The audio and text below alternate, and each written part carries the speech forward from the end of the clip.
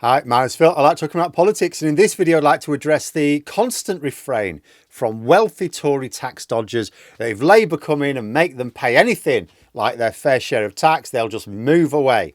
Tory MPs and the media echo these sentiments and warn of a famine of investment as a result.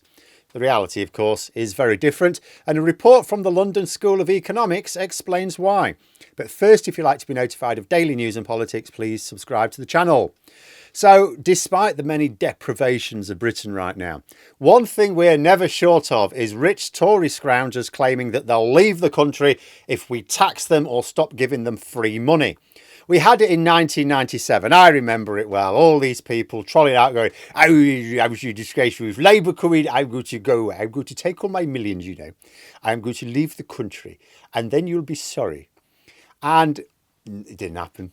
Almost all of them stayed. Our economy boomed, so obviously we didn't miss anyone who did leave. With another Labour government looking likely, and one which is explicitly determined to close a lot of unnecessary tax breaks for the super rich, the same tired arguments are starting up again. We're going to leave the UK. I know we said it a long time ago we didn't leave, but this time we'll leave, you see, because we're really upset. It's like, oh no, whatever will we do if you leave the country? We no longer have to pay you for doing nothing.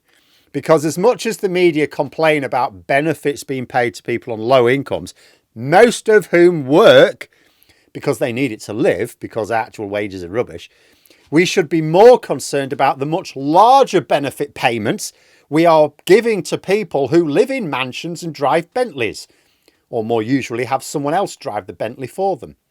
But the LSE produced a report this year on the concept and came to the conclusion that a Labour government is not going to create an exodus of tax exiles anyway, partly on the basis that tax havens are, in their words, boring and culturally barren. A trip to the Bahamas sounds like a nice little holiday, absolutely, but what's a billionaire going to do all day if they have to live there? No metropolitan parties, no opera houses, just counting the leaves on palm trees. Living like a monkey. But the report was not just based on empirical thinking. They conducted research. They carried out detailed interviews with 35 of the highest earners and wealthiest people in the UK, in the top 1%, as they described it. And they found that none of them would really consider it credible to move away from the UK for tax reasons, and they were clear about why. One of the big reasons was this idea that, they quite like the lifestyle in London. One of those actually taking part said they knew of tax exiles. They knew of people who left for tax reasons, lived in the Bahamas, and they were bored rigid with it.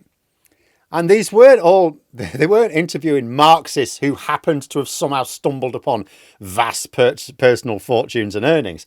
The report made clear that they were actually complaining that taxes for the wealthy were already too high. Yeah, we don't want Labour charging us more taxes. For goodness sake, we pay enough as it is.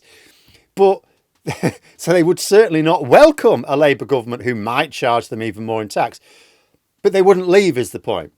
And this is what it sort of always comes down to me. Like, plenty of businesses will say, oh, huge corporations that pay like less in tax than I do. And they say, oh, we might well make billions and billions a year, but if you charge us more than about £5,000 in tax, we're going to just leave. We'll just close all our operations and just leave. And you go, but will you though? Because if you're making a profit and you're faced with higher taxes, then your choice is to make a business decision, right? Do you go, oh, well, we're not very happy, but all right then, and you make slightly less profit? Or do you actually follow through on your boast, close all your businesses and make zero profit? Because it's not like leaving the UK somehow boosts your profits in other tax areas, is it? Your American outlets don't suddenly make more money because you abandon your UK customers. So yeah, corporations and wealthy business owners will claim that, oh yeah, if you tax us too much, we'll just shut up shop. Then that'll cost a load of jobs and tax revenues. Then you look very silly, won't you? If you threaten them with more taxes, they won't actually do that. And that's because it makes no sense. Lower profits are better than no profits. And when it comes to the individuals themselves and where they will choose to live for the sake of their own personal, the taxes on their own personal incomes, As already mentioned, tax havens mostly boring. But even places like Monaco, which, okay, have more amenities than most tax havens, it's not everyone's cup of tea. And that's because even people with an obscene amount of money, they want to live, like when you've got that much money, they want to live the lifestyle that they want, and they can get it. They can absolutely get it. But if they move away to save a few extra taxes, then they're not living the lifestyle they want, which is mad. You know, they're not going to prize having a little bit more money over the lifestyle that they can afford and can choose to have, because that's cutting off your nose to spite your face. Now, Labour aren't actually talking about increasing taxes, of course, but they are talking about removing tax breaks, and that could raise the tax paid by certain wealthy individuals or corporations, you know, if they've been taking advantage of them. But leaving the swanky London lifestyle for a desert island is not really what most billionaires want. And this LSE report also talked about research into migration levels. So they've carried out research, they've actually asked people who might be in this position, but they also carried out research into what happened to migration levels of wealthy people when certain tax avoidance schemes were sort of tackled. And they found there's no significant movement. You never saw an exodus. Essentially, the report concludes that the amplification of views in the media that if you tax the wealthy, they will leave is essentially false. At which point you don't even then need to discuss the obvious second stage of this debate, because if you accept that maybe a load will leave, then you say, so what would be the impact of that? Is it really such a terrible thing?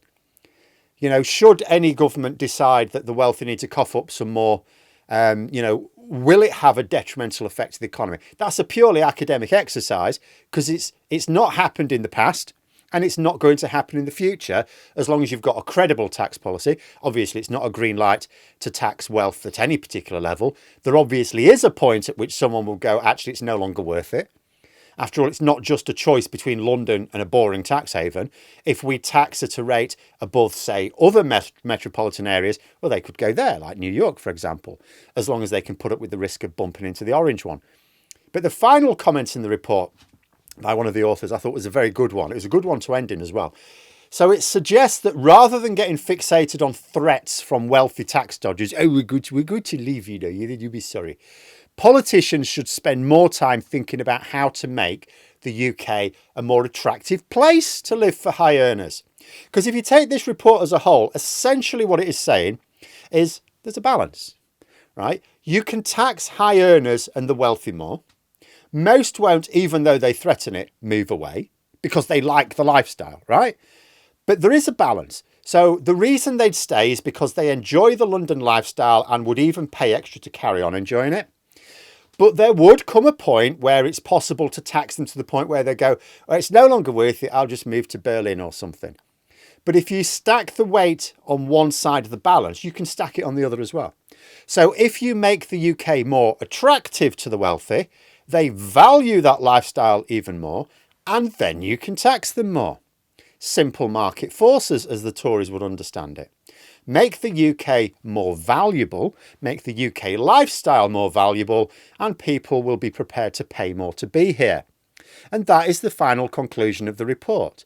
Make the UK a better place to live instead of protecting the wealthy from new or higher taxes. That's what they say. And I absolutely echo those sentiments. But there we are. Those are my thoughts. Let me know yours in the comments below. Hope you found the video interesting. If you did, please click the like button. And if you'd like to support the channel further, the join button for memberships.